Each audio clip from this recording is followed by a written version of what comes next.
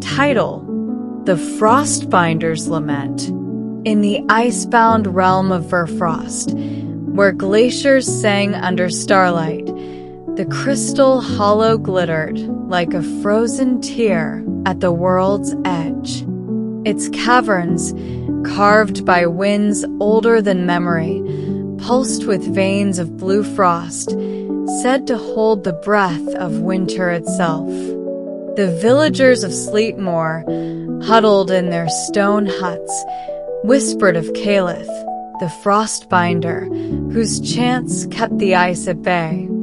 Her cloak was woven from snowflakes, her eyes pale as hoarfrost, and though Sleetmoor depended on her, they feared her solitude, for the hollow's chill seeped into those who lingered too long. Only Thryn, a trapper with frostbitten hands, sought her, drawn by a longing he couldn't trap.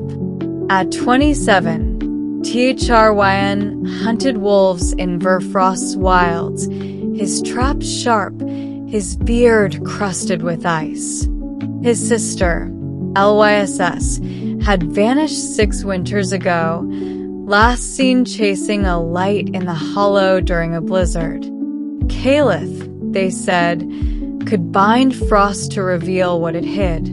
Thryn's traps caught pelts, but not answers, and Lyss's absence gnawed like hunger.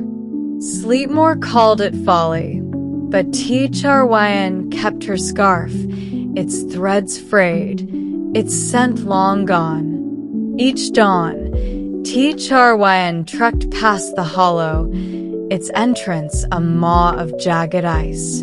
Calith was often there, chanting softly, her breath forming crystals that danced in the air. She'd glance at him, her gaze a shard, and Thryn would falter, Lyss's scarf in his pack, his courage brittle as frost. His traps grew finer, their springs like whispered prayers, but the hollow's pulse called, a rhythm he couldn't outrun. One morning, when auroras bled green and wolves howled, Thryn's resolve froze solid. He slung his traps, tucked Lyss's scarf close, and entered the hollow. The air bit, sharp with cold and memory, the walls glowing faintly. Calith stood at the cavern's heart, before a pool of liquid frost, her chants low, her hands weaving patterns in the air. "You've come," she said, voice like cracking ice. "What do you seek?" Thryn stepped forward, the hollow's chill in his bones. He held out Lyss's scarf, its threads trembling. "This," he said, voice rough, "my sister, Lyss. She came here. Where is she?" Calith took the scarf, her fingers brushing his, cold as death. The pool rippled, its surface flaring with light. "This holds her warmth," she said, eyes locking on his. "Kneel. See." Thryn knelt, heart pounding. Calith dipped the scarf into the pool, her chant rising, the frost veins pulsing. Visions bloomed in the water. Lyss, laughing with Thryn, then running through a storm, her face alight with wonder. He saw her enter the hollow, touch the pool, and freeze, her body turning to ice, her smile preserved. "She's here," Thryn whispered, throat tight. "Why?" Calith's chant softened. She sought the frost's heart, to bind its beauty. It bound her instead.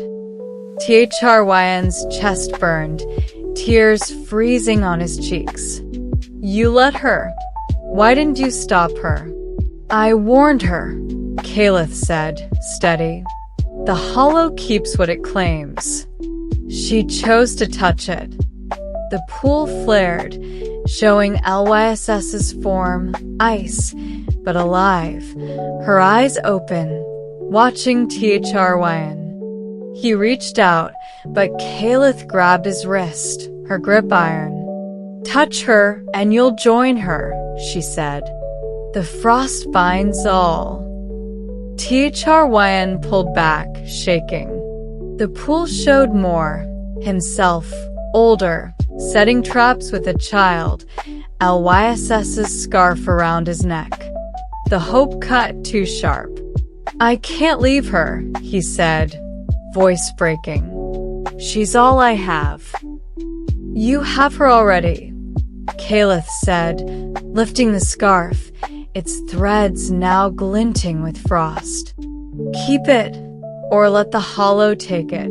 Thryn took the scarf, its cold a comfort. "I'll keep it," he said, voice firm. "But not here." He left, the hollow's pulse fading, auroras fading to dawn. In Sleepmore, he trapped on, his snare softer, their springs like Lys's laugh. The village noticed, their fires warmer. Calith chanted on, the hollow's veins dim again. Thryn wore the scarf, its frost a reminder.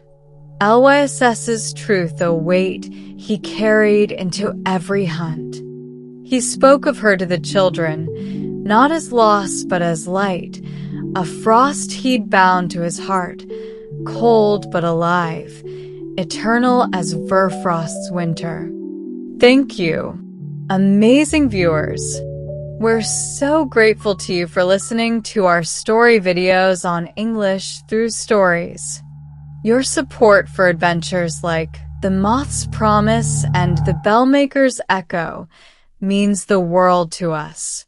Keep learning English with us. More exciting stories are coming.